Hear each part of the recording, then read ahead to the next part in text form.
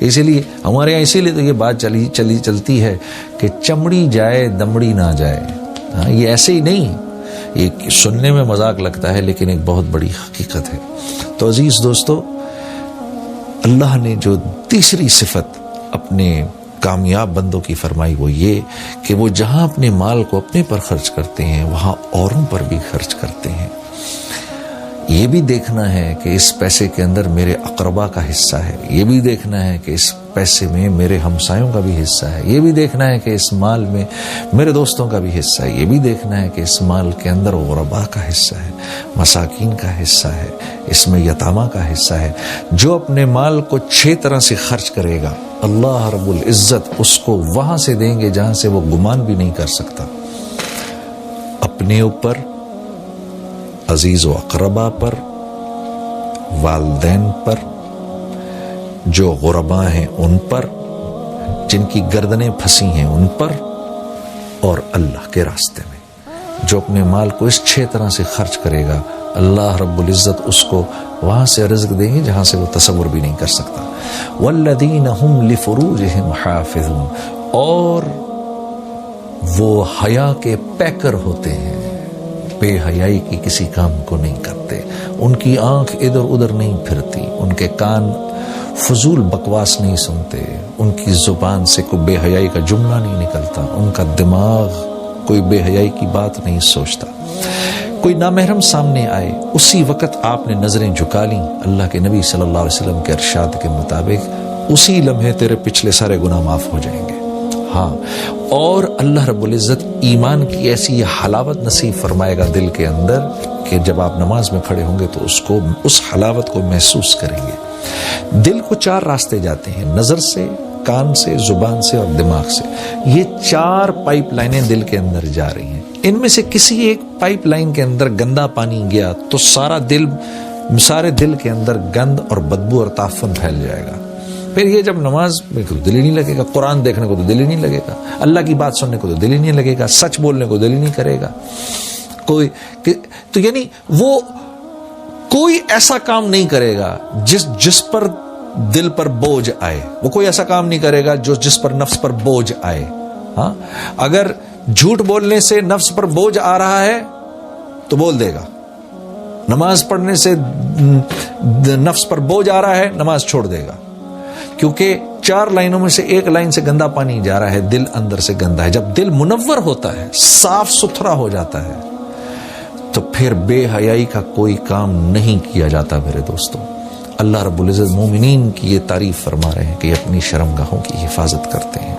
ہاں، اللہ نے جن کے ساتھ اجازت دی ہے، اپنی بیوی کے ساتھ اللہ رب العزت نے اجازت دی ہے تو اس میں کوئی پکڑ تکڑ نہیں ہے، کوئی ایسی بات نہیں ہے، لیکن اس کے علاوہ یہ کوئی بے حیائی کا کام نہیں کرتے.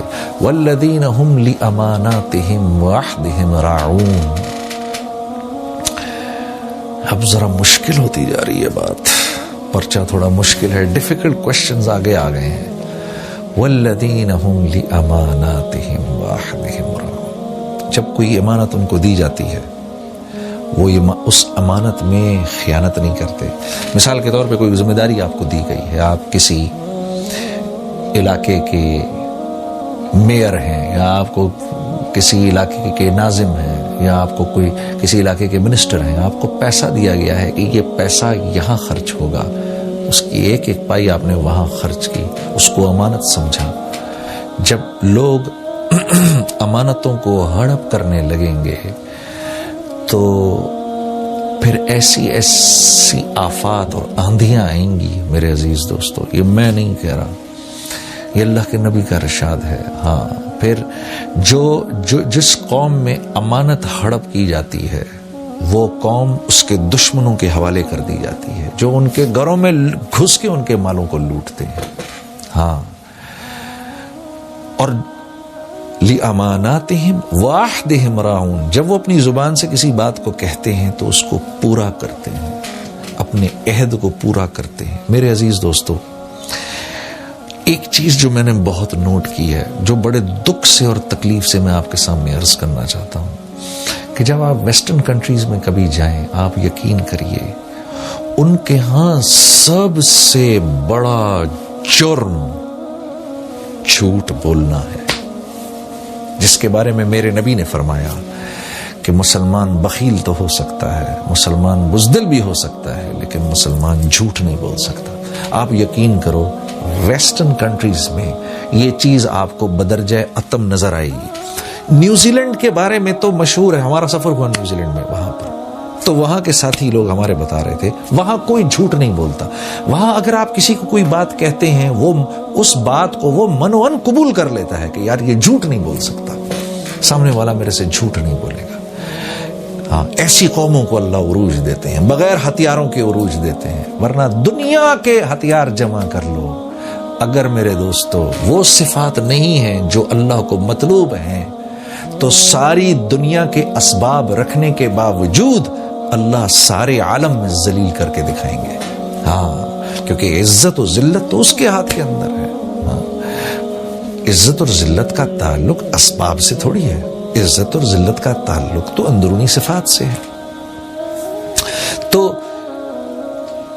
اللہ رب العزت فرما رہے ہیں کہ مومنین نہ تو امانتوں کو ہڑپ کرتے ہیں منسٹر، ناظم یا گورنر بننے کے بعد، نہ وہ ان کو ہڑپ کرتے ہیں، یہ ان کو ان کی جگہ پر پہنچاتے ہیں، اور نہ اپنے بول سے پھرتے ہیں، جب ایک بات کر دی تو اس پر قائم رہتے ہیں۔ والذین هم علی صلواتہم یحافظون، اوپر بھی سب سے پہلی صفت کا تعلق نماز سے، آخری صفت کا تعلق بھی نماز سے، کہ جب اذان ہوتی ہے سب کچھ چھوڑ کر چلے جاتے ہیں، اپنے اوقات کی ایسی حفاظت کرتے ہیں۔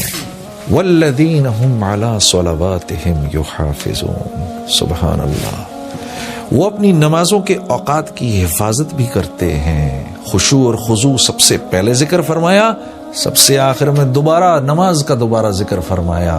ہاں، اوپر بھی نماز، نیچے بھی نماز، ساری صفات ان کے بیچ میں کہ یہ اپنے نماز کے اوقات کی بھی حفاظت کرتے ہیں۔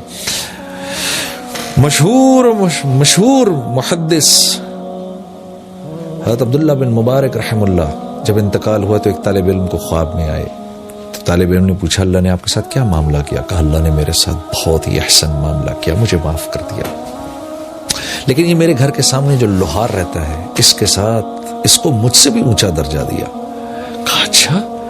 صبح کو گئے اس لوہار کے گھر پہ، اس کی بیوہ سے کہا کہ میں نے رات کو یہ خواب دیکھا اور بشارت ہو کہ آپ کے شوہر کے بارے میں نے یہ بات عبداللہ بن مبارک سے خواب میں سنی، تو ایسا کون سا عمل کرتے تھے آپ کے شوہر؟ کہا جی یہ تو کوئی ایسا عمل نہیں کرتے تھے، حال بتائیے کہ رات کو جب تھک ہار کر گھر آتے تھے تو عبداللہ بن مبارک کے گھر کو بڑی حسرت سے دیکھتے تھے اور مجھ سے کہتے تھے کہ کتنے خوش قسمت ہیں عبداللہ بن مبارک، صبح سے لے کے رات تک لوگوں کو اللہ کی تعلیم دیتے ہیں اور اللہ کی طرف بلاتے ہیں اور نیکی کی بات کرتے ہیں اور حدیث پڑھاتے ہیں، اور مجھے دیکھو میں کچھ نہیں کر پاتا، کاش کہ میں بھی ایسا کر پاتا کچھ۔ اور دوسرا یہ کہ جب اذان کا وقت آتا تھا تو اگر ہتھوڑا ایسے کر کے اوپر ہوتا تھا، اللہ اکبر کی آواز سنتے تھے تو ہتھوڑے کو نیچے نہیں لے کر آتے تھے، پیچھے سے ہی چھوڑ دیتے تھے۔ یہ دو صفات تھیں۔ تو ان طالب علم نے کہا واللہ یہ دو صفات آپ کی اللہ کے ہاں ایسی پسند آئیں، ایک تو اس آدمی کو اچھی نظر سے دیکھنا جو اللہ کے دین کا کام کر رہا ہو، ہاں اس کے لیے دعائیں کرنا، شاید اللہ کے ہاں انسان کو اسی مقام پر پہنچا دیتا ہے جس مقام پر وہ اللہ والا کام کر رہا ہو۔ اور دوسرے نماز کے اوقات کی حفاظت اتنی سختی سے کرنا کہ ہتھوڑا اوپر ہے، اذان کی آواز سنی تو یہیں سے اس کو چھوڑ دیا۔ میرے عزیز دوستو، اللہ مجھے اور آپ کو بھی اس کی توفیق عطا فرمائے۔